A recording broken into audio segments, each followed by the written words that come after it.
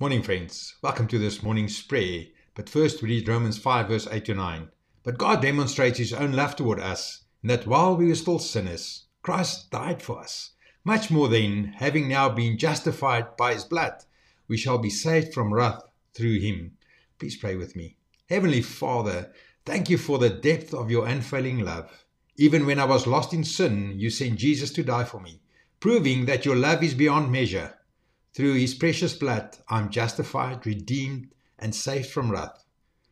Let this truth be the foundation of my faith, anchoring me in the certainty of your grace. Help me to walk in freedom and righteousness that Christ has given me, never taking for granted the price He paid. Strengthen my heart to trust in your love completely and to share this love with others, that they too may know the power of salvation. I pray this in Jesus' name. Amen.